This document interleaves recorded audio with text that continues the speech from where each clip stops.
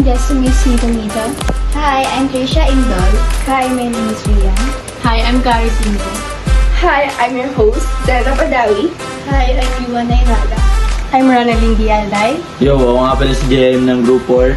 Ako naman si Aisha Burin. At ang aming cameraman, si Tori Fenescaro. Muli, kami ang Group 4 Tourism Talks. Alright, so, kamusta kayo guys? Okay lang! Good na. Anong topic ng podcast natin today? Sa tingin ko, magandang pag-usapan natin ngayon is about sa SDG 11. SDG. Ano nga ba yun? Ano nga ba? SDG 11 is Sustainable Cities Edition. Pwede siya ha? Maganda nga siya. Hindi siya para sa atin ha? Exactly, sa panahon ngayon, mabilis sa carbon dog, kaya sa atin ng konti na maayos at malinis ang ating At syempre, hindi rin ito tungkol sa busalin lang natin. Tungkol din ito sa araw-araw natin na pamumuhay. So, alamin natin kung paano nakakatulong ang pagbuo ng turismo sa sustainable communities. Ay, alam niyo ba, isa sa mga pinakamalaki at pinakamabilis na lumalago yung tourism sa industriya, di ba? Tingin ko din, kapag hindi ito na-manage yung maayos, maapektuhan di lang turista pati mga local residents. Habang lumalago ito, kailangan natin maging responsable, hindi lang sa nasasakupan natin. Yes, dito pumapasok ang layunin ng SDG 11 to make cities and communities safe and sustainable. Ibig sabihin, dapat ang pag-unlad ay hindi lang sa iilan, kundi para sa lahat. So in short, gusto natin lumikha ng lungsod na maayos. Katulad ng ligtas sa tahanan at lokal para sa mga turista. Kaya, bilang mga students, mahalaga na alam natin kung paano makakatulong ang industriya ng turismo. Ito, sa advocacy nung pag-usapan natin about eco-friendly tourism. Sa tingin nyo, anong mas okay gamitin natin? Bicycles o walking tours? Imbis na public cars or mga public transpo? Sa tingin nyo? For me, mas okay yung bicycles and walking kasi it helps sa ating health na para makakapag-jogging din tayo while walking, di ba? Yan, tama din yan. Kasi pag mga public transpo, mauusap, di ba? Uy, hindi lang dagdag yun. traffic pa yun. Hindi lang yan, may mga tinatawag na tayo ngayon na hotels green hotels ngayon. Tsaka nagre-renewable sila ng energy. Sila din yung nag-recycle at binabawasan nila yung waste. Sa sustainable tourism naman, hindi lang tungkol sa kalikasan, kundi pati na rin sa kultura. Tama, kapag sinusuportahan natin mga local products, heritage sites at cultural events na tulungan natin mga lokal na komunidad. Management ng cleanliness. Simple pero powerful, itapon ang basura sa tamang basurahan. Umiwas sa single-use plastics. Ngayon, tatalakayin natin ang papel ng turismo sa sustainability bilang future tourism promotion. Kaya nga, and when tourism respects the environment and the people, mas nagiging attractive talaga yung motion ngayon. So now, let's talk about call to action naman. Ngayon, sa mga manonood dyan, gusto namin maging responsableng turista kayo. And also, support local, be mindful sa waste, at irespeto ang mga lugar na binibisita ninyo. Tsaka kung mga estudyante ka, pwede kang sumali sa mga environmental projects o mag-volunteer kayo sa mga community programs, ganun. Yes, lahat tayo ay may parte, whether local or traveler, sa paggawa ng sustainable at maayos na komunidad. So to wrap it up, sustainable cities are built not just by government, but by everyone, lalo na sa tourism industry.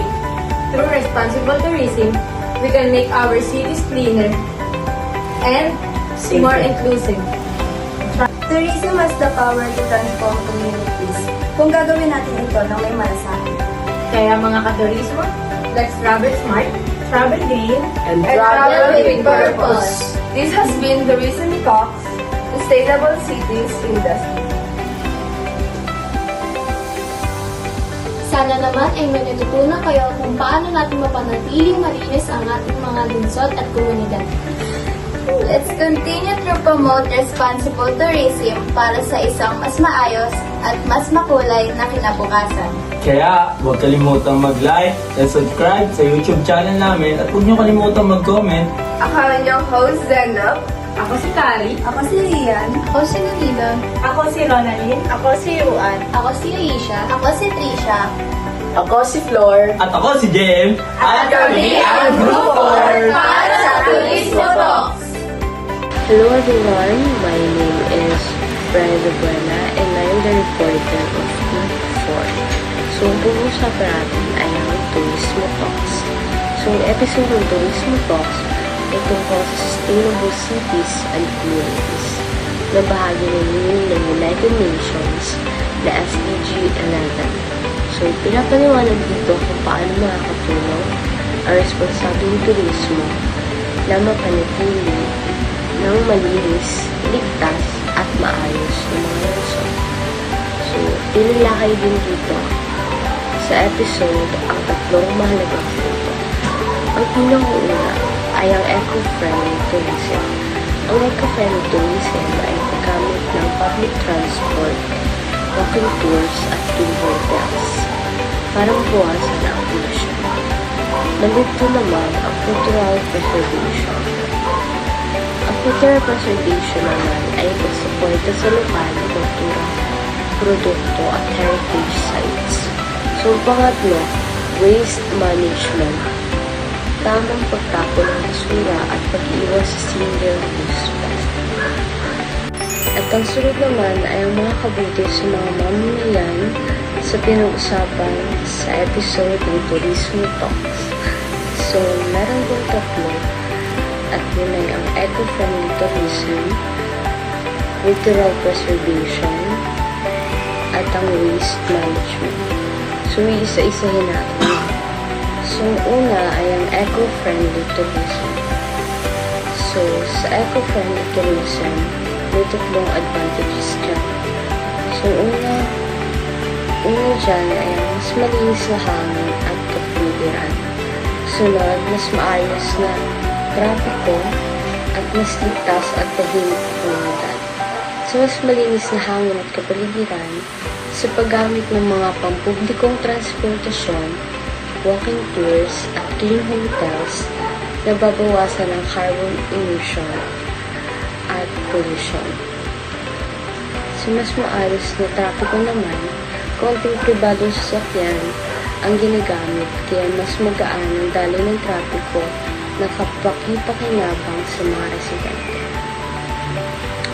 So, mas ligtas at tahimik na komunidad naman ay bawas ang ingay at aksidente mula sa mas kaunting mga sasakyan. So, ang sunod ay ang cultural preservation. So, ang cultural preservation naman ay may tatlo ding advantages. So, una ay ang pagpapatibay ng lokal na pagkakailanlan at pagkakataon para sa kabuhayan. At meron din pagtitiyak na mapapangalagaan ng mga heritage sites. So, unahin natin ang pagpapatibay ng lokal na pagkakailanlan.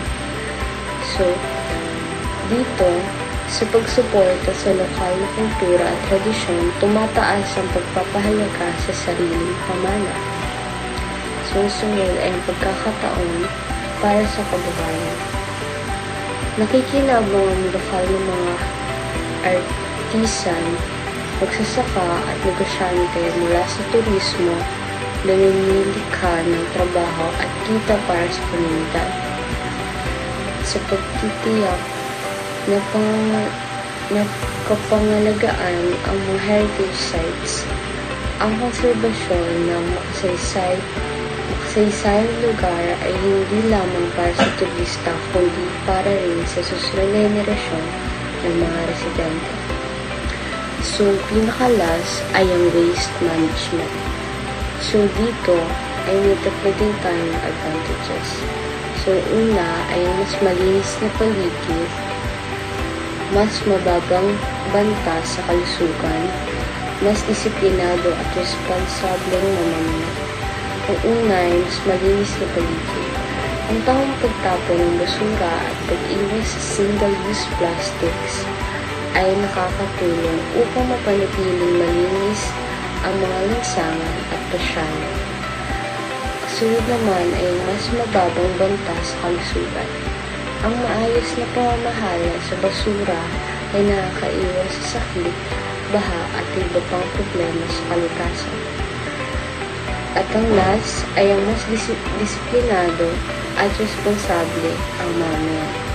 Nihikayat ang mga tao na maging mas maingat at may malasakit sa kanilang paligid. Ang responsableng turismo ay hindi lang para sa mga bisita.